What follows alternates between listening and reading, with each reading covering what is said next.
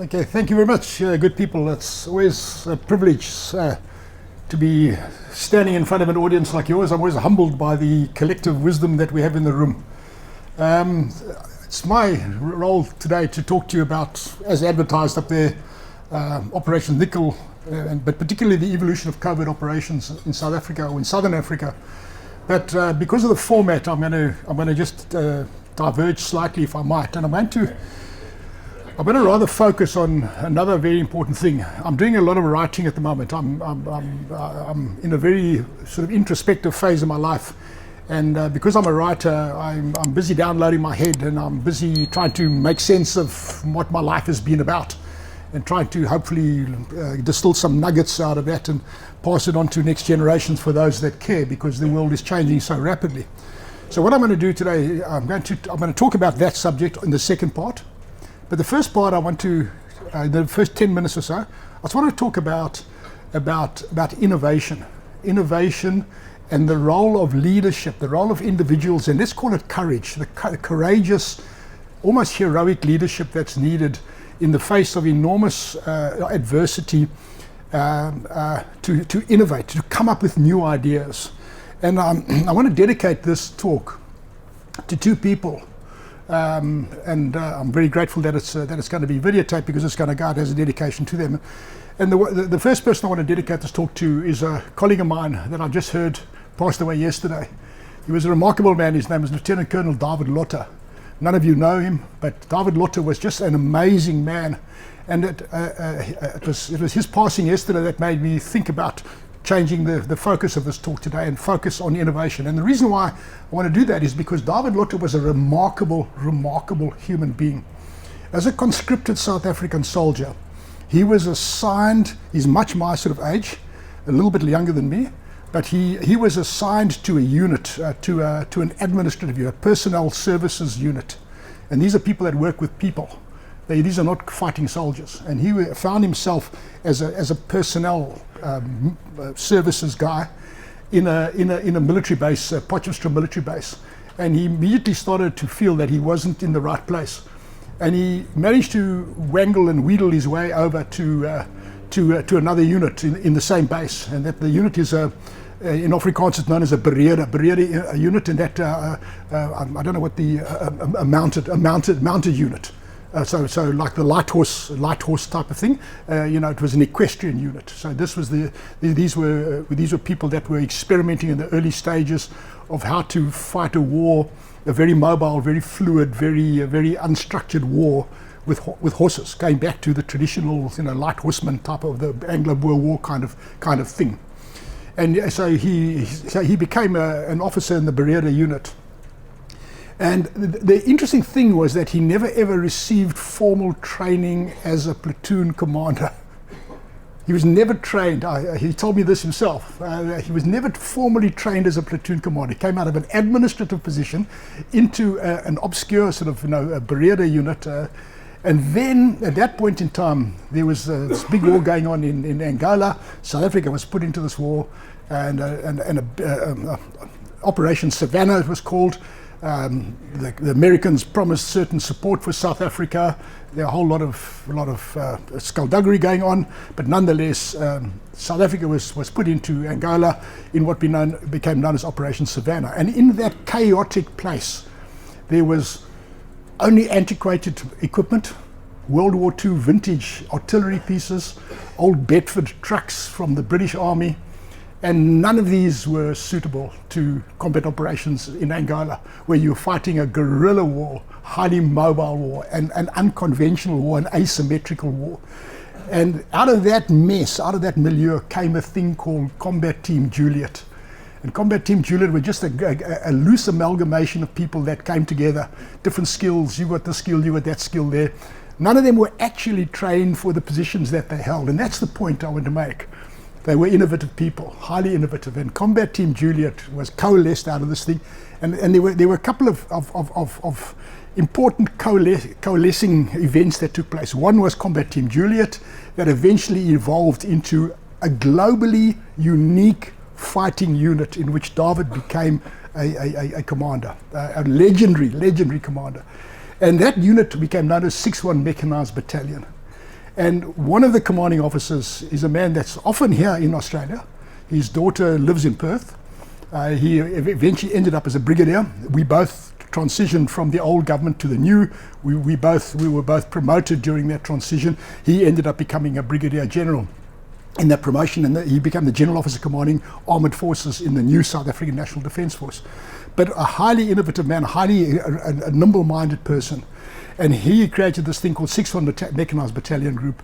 And what 6-1 Mech is about is what makes them unique. It's the only combat unit in the world where all arms are integrated at battalion level. So infantry, armour, artillery, engineers, all integrated at battalion and at company level. Nowhere else in the world will you get that. You'll get that integration typically taking place at brigade level, or in fact even above that. And that's what that was about. And into this mix, Davidlter, this unconventional personnel services person that had gone through this Bereda, this process of learning how to ride horses and motorbikes into action, and then he found himself starting to figure out at that stage the operations were being conducted out of Unimogs. So Unimog, an ordinary Mercedes-Benz Unimog with sandbags put in it. So not mine protected. It was just a common or garden variety of Unimog. And that's where Combat Team Juliet came out of. And at that point in time, a new armoured vehicle was being developed in South Africa, once again South African innovation, called the Rattle. A Rattle is a honey badger, a very, very notorious animal for if you put in a corner, it'll fight tooth and nail. The little Rattle, that size, will fight a lion that size. Without any compunction, it'll fight 5 lions if it has to fight it. But the Rattle, the tenacity of the Rattle, the honey badger, and that's what this combat unit or this combat vehicle was called, the Rattle, infantry fighting vehicle.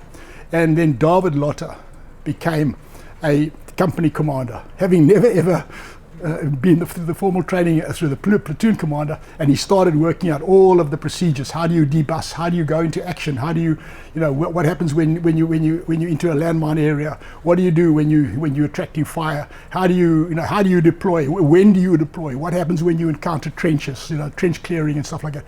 And he became very instrumental in the tactics as a philosopher, a timid man as a national serviceman. He's a timid man, but then he started just thinking working the problem, working it through, and he started becoming a ferocious leader. He was very hard on when he was training his men, very hard, because he knew that they were going to go into action and that they were just ordinary national service kids. They were ordinary conscripted soldiers, and he had this passion that he must bring them back alive. He must bring these little kids back alive. They're going to go into the face of hell, and he's going to bring them back alive, but they're going to go in to win. And it was that innovation, that kind of innovation, that eventually became his hallmark. And so I'll pay my tribute today to Lieutenant Colonel. He became Lieutenant Colonel eventually, Davidlter, who passed away yesterday. And I'm very grateful that I can just at least name him and at least give you some of his background. But then there's another person that I also want to name today, a person you've never ever heard of. And I just want to also give tribute to him, because he was a remarkable human being. And his name was Mike Keane.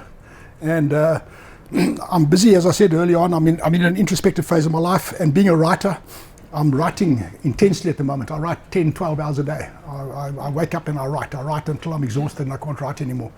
And I'm learning how to keep my mind nimble, and how to find in the deeper inner recesses of my mind some memories, and bring them out and verifying them. And now with the wonders of internet, I can cross-check to dates and places. And so I'm putting this 1,000-piece jigsaw puzzle together. And I'm telling the story about what I call the faceless few. And that's what the second part of the talk will be about, the faceless few, the Chief Directorate Covert operations, how they came out. And that was directly as a result of Mike Keane, an incredibly visionary man who passed away a couple of weeks ago, passed away without anyone outside of the faceless few, without anyone outside of that very elite unit knowing about him and about his contribution. So I'm going to wrap up this portion of the talk by saying that innovation happens on the cusp of chaos. And I hear a lot of you are pilots, and pilots flying aeroplanes is a procedural thing. When you're flying up there, you don't want to go and invent a new procedure. Or when you're faced with a crisis, you don't want to suddenly go and invent something new. However, there have been times when a crisis has happened and new innovation has come about. So you'll know as pilots that when a person comes up with a new innovative idea, they very often clash head on with the dogma, the procedural dogma. This is the way it's done. That's not the way it's done. But these circumstances are different. We need to do it this way, not that way, because of this, this, and this. And so it takes courage. It takes a courageous person. It takes a Rattle, a honey badger that's willing to look at a pride of lions and say that I will fight you one by one if I have to. Even though you're 10 times bigger than me, I will fight you because I'm tenacious. And that is the heart, that is the spirit, that is the mind of the nimble mind of the people that I'm going to talk about in the second portion of this talk. So what I'm going to just talk about in the second part of the talk is I'm going to give you some of the background to South African security force history. As I say, I'm writing about it avidly at the moment, and I'm bringing out a whole series of in-depth pieces. And this piece, Operation Nickel, which some of the Rhodesians, people, the Rhodesian connections will know about Operation Nickel. And I will tell you after the break, why Operation Nickel was of such importance to the Rhodesian security forces, because it challenged their dogma. It challenged the way that they did things, and it caused enormous innovation and change there. But it also created a very, very deep-rooted response within the South African government that, believe it or not, ultimately evolved into a situation where the thinking about how do we bring about a democracy out of a festering civil war, how do we make that happen, came out of that space of innovation. Ingenuity happens on the cusp of chaos. Cometh the hour, cometh the man. It doesn't have to be a man, it can be a woman. In covert operations, we had some extraordinarily successful and innovative women. So cometh the hour, let's say cometh the person. And they rise to the occasion, and they break dogma. Dogmatic thinking, procedural, highly proceduralized processes is good up to a point. But when you suddenly reach the limits of those procedures, you now in no man's land. You don't know where you are. And I'm going to argue after the break that one of the big lessons out of the Bush War in South Africa and in Southern Africa and Rhodesia, let's call it the Southern African liberation struggles, they were all intimately connected to the Cold War. If the Cold War wasn't in existence, if the two competing superpowers weren't fighting out over ideology, then none of those wars would have happened. So therefore, it was not possible to create peace under any of those circumstances as long as the two big main protagonists were slugging it out at global level for ideological dominance. So ideology is like dogma. Ideology and dogma are the same thing. And what I found is working with these comrades, some of whom are wonderful people, I've got to know them very well, but when they start applying ideology, it's dogma. They don't have to think about it. They've learnt about it and they apply it, and it's often wrong. And that's the point I want to make now. Okay, so I'm going to wrap up this section, and then the second part, after we've had our comfort break now, I will go into this whole thing about Operation Nickel. I'll give you the circumstances, what it was. For those of you that don't know, I'll sketch the sort of the battle space, and more importantly, I'll give you the strategic background behind that. I'm a strategic person, so I'll give you the strategic drivers at work there, and then ultimately I'll explain to you how, out of that innovation, in this case out of Mike Keane and some of the people that he brought together, which I was one of the guys that he brought together, and there was this, once again, a moment of incredible innovation, breaking all the molds, doing everything unconventionally, but always being guided by moral integrity, never ever losing track of the fact that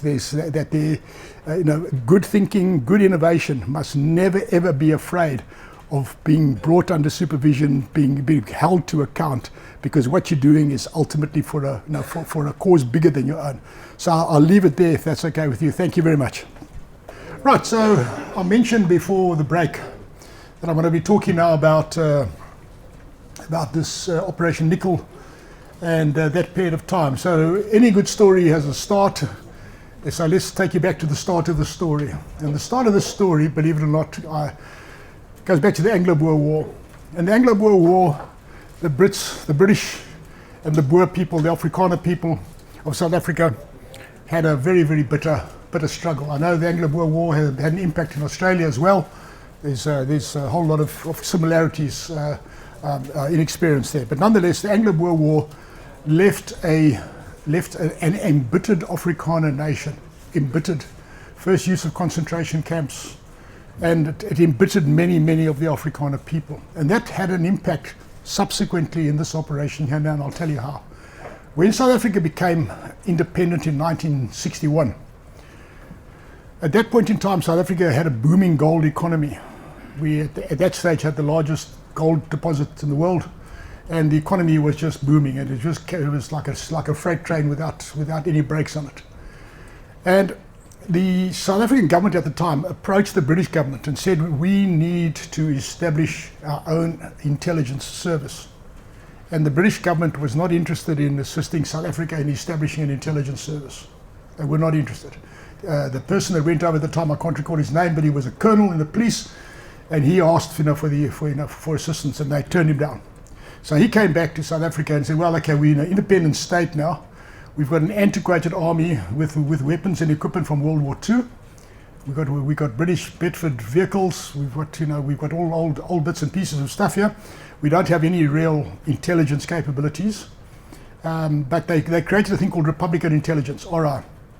Republican Intelligence was actually the nightmare that the Brits was talking about, because the reason why the Brits didn't want to give assistance to the South Africans was they were concerned that Afrikaner nationalists who they'd been in contact with during the Boer War, these bitter people, they were concerned that they would eventually come to power and take over.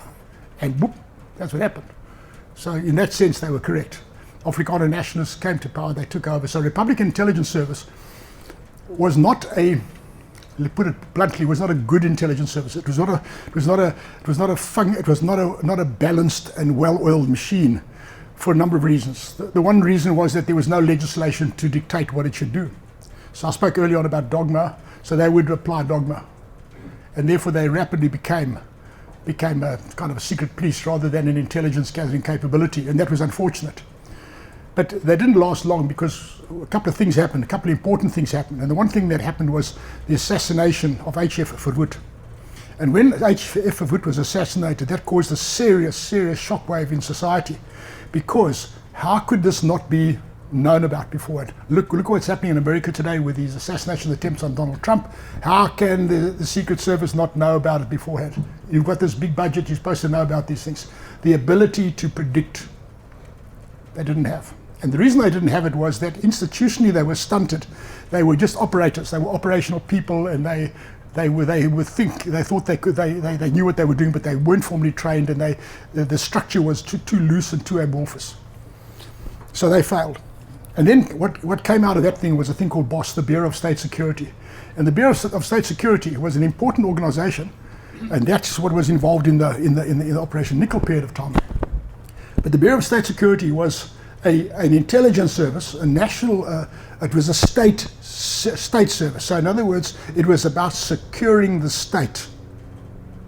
How do you secure the state? Well, okay, no law to frame what you're doing, no institutional structures, you just invent as you go along. So it became an operational entity, and because it had no internal checks and balances, and because it didn't have any brakes, an engine without brakes, a racing car with a very powerful engine without tires to hold it on the road and without brakes to slow you down is a dangerous thing. And that's what BOSS became. BOSS became a dangerous tool in the hands of over-enthusiastic people. And it failed. It failed when money was taken from a military budget to invest into what became effectively a propaganda effort. It became a propaganda tool to try and influence the so-called, what was then known as the white liberal English-speaking people. So the white English-speaking people were branded as liberals in those days, And so the whole idea was to try and influence these people. What do we do to influence them? And they bought a newspaper called the Citizen newspaper, and that became known because we've got a very, very aggressive media in South Africa, and they sniffed this little lot out, and this became known as the Info Scandal. And the Info Scandal brought Boss down. And it was a good thing. It was a good thing that Boss came crashing down. And out of the absolute mess, came another little structure that worked for a very short period of time called the Department of National Security, DONS, D-O-N-S. And that's an unfortunate acronym because in Afrikaans, to donner someone is to beat them up. So DONS, DONS to beat someone up is just, that's not a good acronym to have. So DONS is a very short-lived little thing. But out of the ashes of that came a structure known as National Intelligence Service. And National Intelligence Service was, the task of creating this was given to a man, my boss, Dr. Neil Barnard, a very erudite man, a cerebral man. He was a professor at the University of Free State. I'm also a professor at the same university at the moment. And he applied his mind. And he asked a very simple question. He said, what is it that we are securing?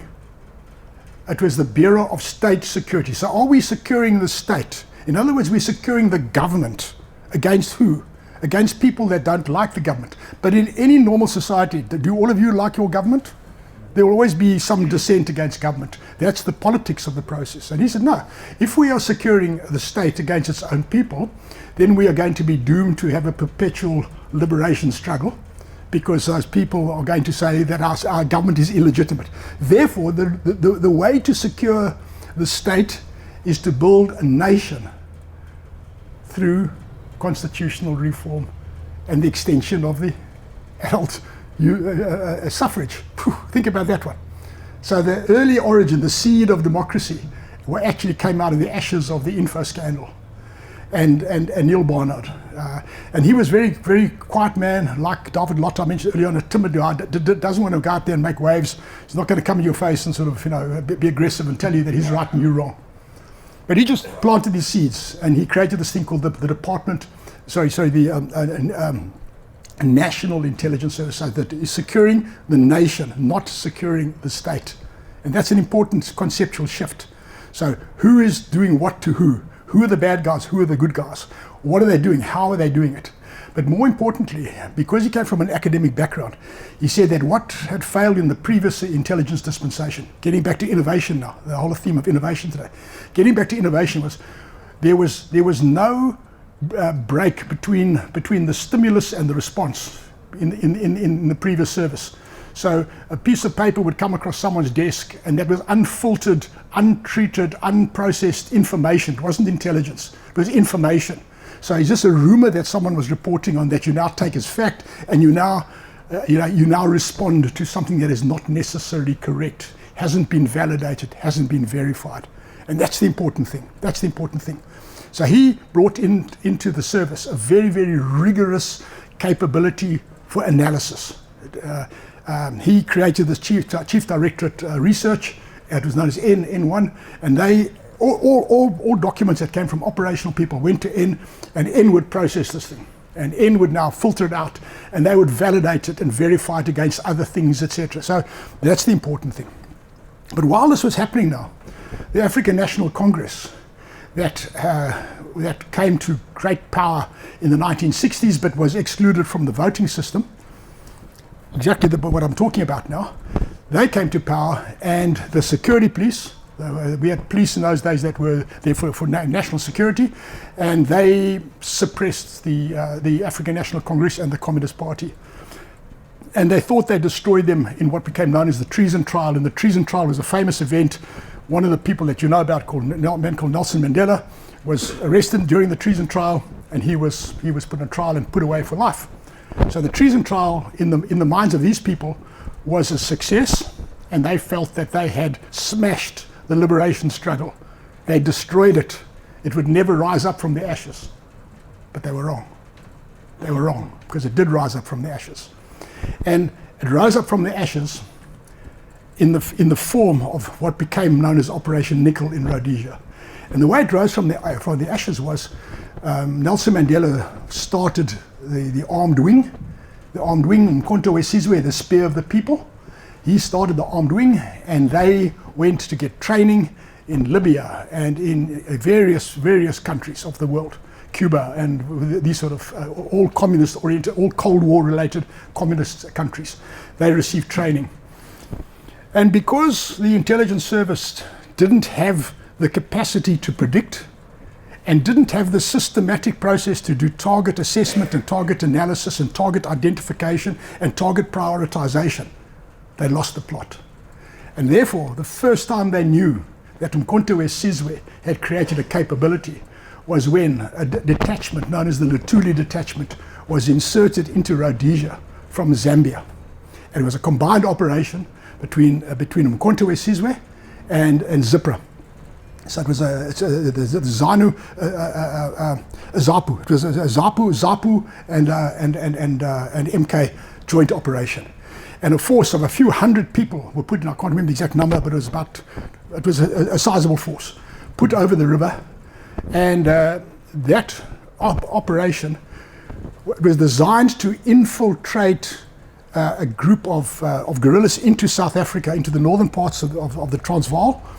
And the intention was to create, and I quote now, the Ho Chi Minh Trail into South Africa. Because of the association between the Communist Party and what is happening in Vietnam, General Giap in Vietnam, he's the guy that invented this whole thing, about the Ho Chi Minh Trail. And he said, you need a Ho Chi Minh Trail. You've got to get safe rear bases where your Canberra bombers can't reach. You've got to get back far away there, and then you've got to have a base from there where you can infiltrate your troops and material into the country you want to liberate. You need a Ho Chi Minh Trail. So the Luli Detachment was an attempt to create the Ho Chi Minh Trail. And they were supposed to be clandestine. They were supposed to not be detected. And because it was a new operation and there was a lot of learning going on, they had done some very bad assessments. The leadership had made some very, very fatal errors. And the one fatal error was the amount of ammunition that each person was to carry. There was a very long walk. They'd done the assessment on a piece of paper. They say you've got to go from here to there, it's 1,000 kilometers, and you've got to walk that. And so it'll take so many days. They did the mathematics, and they were wrong on all of those things. They were wrong on how many rations a person can carry. They were wrong on how much ammunition a person can carry. And more importantly, they were wrong when they did this, the appreciation of the map, where there are little lines on the map called rivers, and those rivers were bone dry. Bone dry. So they ran out of water very, very quickly. And they ran out of food very, very quickly. And that is when things went pear-shaped. So at this point in time, the Luli Detachment becomes confused. They send a reconnaissance unit out. They decide now that they're going to take their best and brightest, and they're going to send a reconnaissance unit out to go and reconnoiter the way ahead of them and come back and tell them which is the best way to go. They never come back. They go out, they get lost, they get separated from the main force, unable to find the main force. So it starts sounding like a bit of a clown circus, this is a bit of a circus. But this is combat operations. These are guerrilla operations in the early stage. This is learning. This is how you learn about these things. And eventually, long story short, because they run out of food, because they run out of everything, they were told to avoid the local population. And because the local population was very, very plugged into the Rhodesian security forces, they were in former networks, and they said, under all circumstances, avoid this. And because of hunger, because of thirst, they had to go and make contact with a headman to ask for water, to ask for food, and that immediately got into the intelligence system of the Rhodesian forces, and the Rhodesian African Rifles (RAR) responded. And they responded, but they responded in terms of their dogma, how to respond under those circumstances. They'd never encountered a force of this size before. They'd never encountered that type of thing. And each man only carried so much ammunition, and not enough to get them through a proper firefight. Nonetheless, long story short, they were brought to contact. But because the Rhodesian forces also didn't have proper forewarning, they didn't know how many people there were, they didn't know enough about them. So the initial force that from the RAR that brought them to contact was outgunned. They were outgunned, they were outmaneuvered completely. And that caused shock and horror, because the RAR was a highly respected operational unit in Rhodesia, and there was a commission of inquiry that came out of that afterwards about how, what happened, were there command problems or whatever, and that resulted in a change in the dogma, in the doctrine of how they would deploy in the future. And that's an important learning point. But nonetheless, eventually, through a series of engagements, the MK guys managed to, they claimed they overran an RAR base. They didn't overrun the base. What happened was they stumbled into a base, and because the people in the base, it's a temporary base, had taken their clothes off, and they were involved in recreation. They were sort of resting up, in the heat of battle. So they managed to capture some uniforms, and they managed to capture some radio equipment. And that was also an important thing, because in capturing the uniforms, they could now start dressing up like the Rhodesian soldiers. And that caused enormous confusion in the next contact that happened. So the second contact suddenly no one knew who was who anymore, who was who in the zoo. And it was just an absolute fiasco, absolute fiasco. But nonetheless, the bottom line is this, that this triggered Operation Nickel and another Operation Cauldron in Rhodesia, which became a very, very important watershed moment, because from that moment onwards, the way that they would do things would be different. But more importantly, it suddenly sent a signal to South Africa that Umkhonto we Sizwe is here. They're here. And we didn't know about it. We didn't have any forewarning about it. So a big signal into the intelligence community. Boy, you guys were caught napping at the wheel here, okay? And with that now, a whole lot of issues happened. So the first thing that happened was South Africa then deployed a significant contingent of soldiers into Rhodesia from that moment onwards.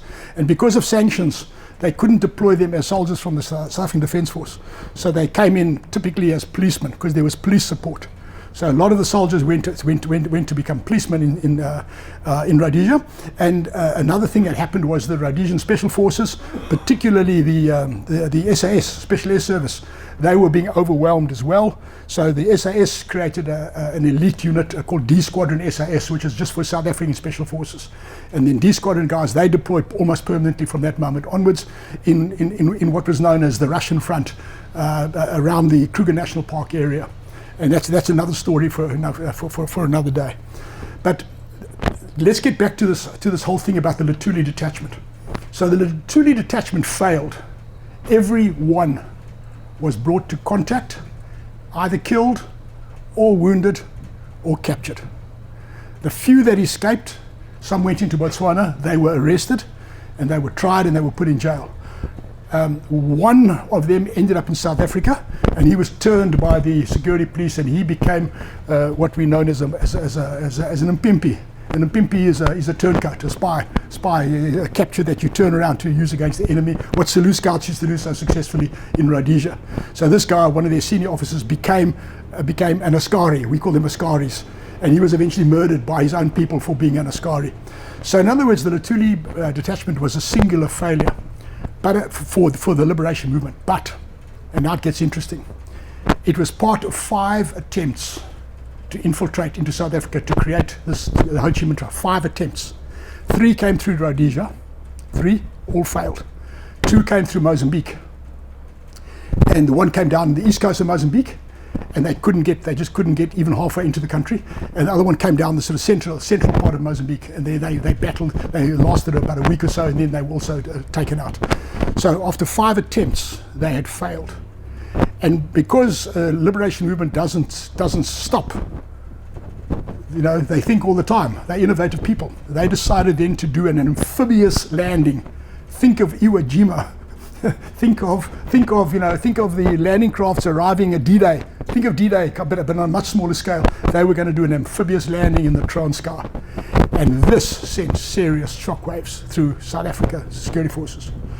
And at that point in time, because National Intelligence Service, now we get back to the NIS, because NIS had been created now, and it was now functional, it had a law, it had legal protection. There were certain things that were legal and certain things by definition were illegal. So you knew what you could do, you knew what you had to do. And because Barnard had put procedures in place for the evaluation of intelligence, and now it was possible to start doing target analysis and target prioritization, and selection. Which of those targets are what you want to go for? And out of that process, just through the process of observation observation of what happens when these guerrilla fighters get caught, observation of let's call it the culture of the guerrilla force. And one of the observed things that kept on coming through was that money speaks. These people are corruptible. These people, they're not ideologically pure. They learn ideology because they're actually lazy. They're lazy. Their mind is not nimble. So money speaks. And they turn against. So they've got this inherent suspicion against anyone that could be an Mpimpi. The whole thing about an Mpimpi, if you're an Mpimpi boy, but constantly there's chatter in the network about someone's an Mpimpi here. So this constantly undermines morale and constantly eats away at the center.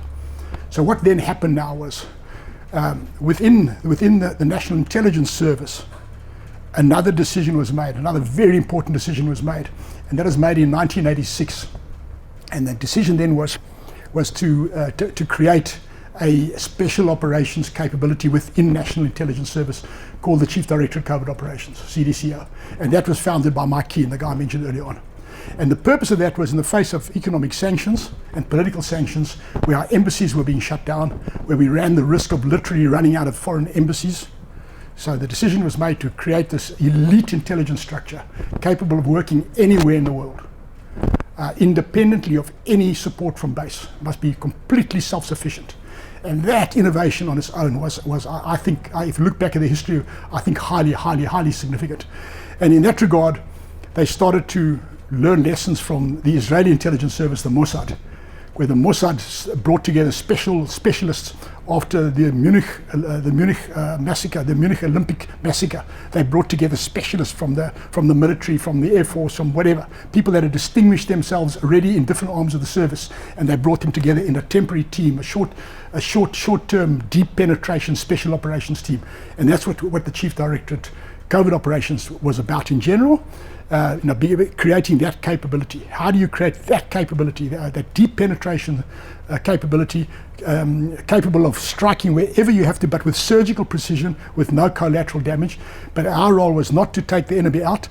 Our role was to get into the enemy's head. And that is what our response was. So we're talking about the evolution of covert operations. There was an operation that was launched, a very significant operation called Cruiser, Operation Cruiser. You'll never hear about it anywhere, because it was a top secret operation. And that operation, you must appreciate that covert operations was shrouded by secrecy, and the whole idea was to give plausible deniability. And plausible deniability means you never talk about it. You never get out there and say, oh, we can do this, we can do that. No, you never talk about that. And it's that plausible deniability that's no longer needed now. And I was mandated a couple of months ago by these guys to now apply my mind and start writing these things up, documenting the evidence and telling the story of the faceless few, because that's what they were. They were the faceless few. And so in this particular operation, what they did was observe now this whole thing about the penchant for dollars. Dollars talk. You can if you select your target correctly, you know how your target is connected to someone else. You select that target, and you go and grease their palm with silver. And you approach them at a certain point in time, and you do a deal. Just do a deal. It's just simple, very short, very slick, but the deal's done. The deal's done. They don't know what the deal is, but they've accepted something. They've accepted something, and you've given something. And in giving and receiving, a relationship happens, and that relationship starts to change, because now the rules kick in. And the rules kick in that you're fishing, you're casting a fly in the water, and you've got a fish. You've got a fish. Now you set the hook. Now you've got to bring that fish in. You bring that fish in, and you in the intelligence terms, you compromise them. You compromise them. You create a set of circumstances that they can't get out. When the hook is set, they can't unhook themselves. And that's the important thing, and that's what Cruiser was about. Cruiser got into the decision-making capability of Umkhonto Sizwe. And before any troop movement happened, before any deployment happened, we knew about it.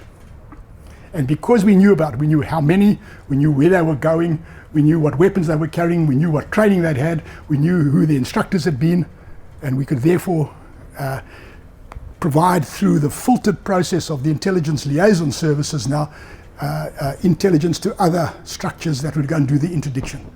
So the army would suddenly get a signal from somewhere. They suddenly get a document saying that in your area, there's a contingent of 20 people coming through. This is where they're going to come through, and this is what they're carrying. Do what has to be done.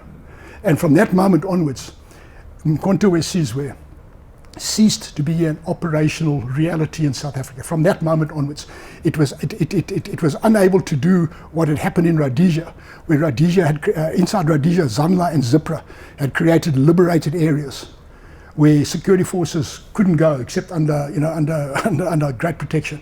So this whole idea of liberated areas never ever happened in South Africa, and that was how these covert operations changed over time. There was this internal evolutionary process where lessons learned from one was filtered down to the next, and it was happening so fast we didn't even have time to document it. I'm documenting it now, years after the fact, but we would document it almost like through word of mouth and through personal experience, and through the mixing and matching of members in the team. That's what it was about. So I'm just going to fast forward a little bit. How much time have I got left? I don't want to bore anybody. Am I boring anybody? Yeah, we're good. Okay. If we're still good, then I've still got your attention. That's a good thing. Okay. So I'm going to fast forward that a little bit now, because we're talking about the evolution of covert operations, and I'm going to talk about another thing that then started happening in South Africa. So because MK had been undermined from within, they were unable to create this capability. And if anyone wants a copy of this work, I've written it up, and I'll gladly make it available. If you want it, share it. It's public domain. I'm publishing it. So it's public domain material. But once you've got into that system, think of a cancer cell that metastasizes. The word metastic. That's how the operations were. Once you've got that cell inside you, it metastasizes. And it becomes 2, and then 4, and then 8, and then 16. And that's what you want to do. You want to get in, and you want to quickly plant another one. Get something else going, so that if this initial point of entry dries up, you've got the second and then the third point of entry. And the reason why you want this is for cross-verification. So that if you're paying money to an agent that's telling you a certain amount of things, this, and this, you want to know that from other people that were in the same meeting at the same time that you were controlling that they don't know about. And that you get cross-verification, and that's where the quality of the intelligence comes out. That's where the quality of information. That's what prevents you from invading a country when you think they've got weapons of mass destruction and they don't. Okay, that factor, what I've just said now, prevents that from happening. And I don't want to sound arrogant in saying that, but that's an important lesson to be learned. So nonetheless, let's fast forward now to the creation of covert operations. A creation of the service within a service, and because it was deniable, the Director General Neil Barnard has just been writing a couple of books. He's published 2 books recently, very, very good books about his talks with the ANC in exile. But because of the thing that was created in his entity, the faceless few that could not be, you would never ever acknowledged, they weren't mentioned in his book. But what he did, everything in his book is 100% correct. But he talks about the engine room. And the faceless few were the engine room. They were the guys out there gathering the intelligence, gathering the information, putting it forward to be processed, and finding out what's going on. So I'm going to just start dwelling on a few important developments that were happening now. The one very, very important development was the Soviet Union started to collapse. After Afghanistan, the Soviet Union, Russia was broken in Afghanistan. They will never admit it. They will never admit it, just like America will never admit that they didn't win the Vietnam War. But nonetheless, in Afghanistan, the Soviet Union began to crumble. They were unable to sustain it. Now, someone asked me just now about the Ukraine thing. Now we can talk about that in another question if you want to. But the Soviet Union was unable. We got the sense that the Soviet Union was about to collapse, and that was in the late 80s. And that became an important thing, because I mentioned earlier on that because these local wars of liberation are always about the Cold War, if the USSR was about to collapse, then this is going to be a game changer. This is going to be a game changer. So I mentioned earlier on about the inability of BOSS to predict, the inability to say that the markets are going to turn because of this, to predict with some degree of credible accuracy. and we predicted that the Soviet Union was about to come apart. And that's another story I gave. That's a talk that you recorded the other day, or the talk on that particular operation. That's available if you want. I mean, I'm not going to repeat all of that. But nonetheless, in that whole process now, this evaluation came out. And what was happening inside South Africa was we had a very, very vibrant civil society. And because of let's call it what it was, the oppression from the state, because of the repressive measures by the security forces, when they're thinking that they were suppressing, all this political engagement, that's the application of a military solution to a political problem. And we started monitoring it as a political problem, not a military problem. And what we started noticing was that there were multiple initiatives that were underway. And they were all eventually got the name of initiative. So you got an important thing called the Mel's Park Initiative, where the Brits were involved. The Brits were deeply behind the Mel's Park Initiative, but they had a series of talks about possibly ending the armed struggle, possible peaceful negotiation, for a transition to democracy. And we in the Covert operations, we became aware of that. We didn't create that thing, but we were aware of it. And from that moment on, we started monitoring that. And there was a series of initiatives. There was probably about 8 or 10 different initiatives. I can't remember all the names now, but they all ended up with the name initiative. So the Rosenthal Initiative, for example, and each of these were different governments or different people, very often with the backing of the intelligence service in their host countries, or in their own mother countries, were trying to get involved in the South African process and influence the process. And because of the ability to intercept and to monitor, we had this capability to intercept all communications. So we had a very good insight into what is happening in all of those different things. And from that we could start backing different horses. And there's an operation that came out that has only just been made public by the Director General, by Neil Barnard himself. He referred to Operation Flare. And Operation Flare was the covert contact of the National Intelligence Service with the African National Congress and SA Communist Party in exile. And the purpose of that was what do we need to do to talk about peace? You're not winning this, we're not winning this. People are dying, the country's hemorrhaging, the economy is going nowhere. How do we turn this thing around? And that became extremely Operation Flare, grew out of this the previous operation that I mentioned. The penetration of Mkhonto West Sizwe. So we learned from one operation to the next. We sort of fed on. It just became this metastatic thing. It just it was like dough that just keeps on rising. Each little what bacteria, whatever it is, each yeast cell just stimulating another yeast cell to do what it has to do, and that's what ultimately happened. Through this. The capacity to understand the civil society activities, and through the launching of Operation Flare, the direct contact between the National Intelligence Service as a cutout device for the government, trying to figure out how do we move forward, and building that trust, really starting to rebuild that broken trust. And ultimately that ended up in a thing called CADESA, the Convention for a Southern African, for a future South Africa. CADESA, it was about the constitutional reform, and that gets back full circle to what my Director General said early on. If you want to secure your nation, put in power a legitimate government that is supported by its people. And that's really what happened. So in closing, I want to say that the evolution of these operations, they were extremely sophisticated, extremely.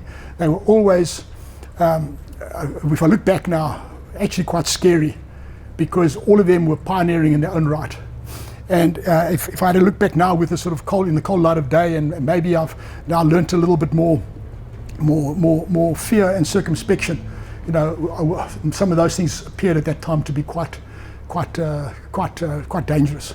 And I'm just going to close up by an operation that I'm busy writing up at the moment, and maybe some other time I can talk about it. And that is an operation called Bush Talk, and that is an operation where a two-man team, I was one of the 2 men, were inserted into Mozambique at the end of the Civil War to try and bring the Mozambican Civil War to an end.